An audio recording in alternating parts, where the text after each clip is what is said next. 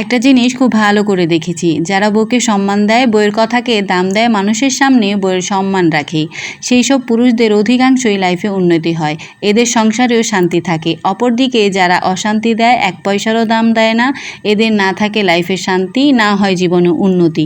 শান্তি চাইলে যাকে বউ করে আনবেন তাকে সম্মান দিন, উন্নতি হবেই, শান্তি আসবেই। তাই যে ব্যক্তিটা আপনার উপর ভরসা করে আপনার হাত ধরেছে, তার সব কিছু ছেড়ে তার বিশ্বাস, ভরসা, মর্যাদা রাখুন। জীবন সুন্দর, ভীষণ সুন্দর, যদি মানুষটা সঠিক হয়। হাই এভরিওয়ান, আসসালামু আলাইকুম।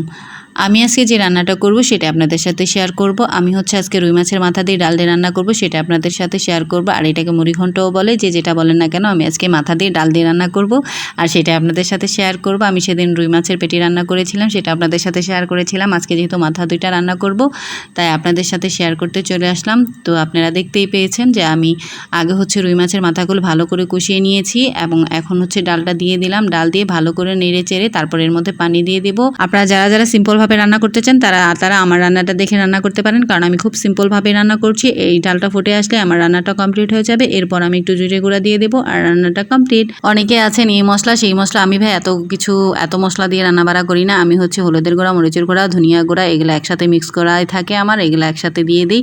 আর আদা রসুন বাটা এগুলো তো দিবই মাস্ট। যেভাবে আসলে মাছটা কষানো লাগে, যে মশলা দিয়ে আমি ওগুলো দিয়ে কষাই, আমার কোনো সিক্রেট মশলা নেই, শুধু একটু জিরা গুঁড়া আছে সেটাই দিয়ে দিব। আর এটা সবাই দেয়, আর এটা দিলে টেস্টটা ভালো লাগে, সেজন্য আমি একটু জিরে গুঁড়া দিয়ে দেবো, বাস।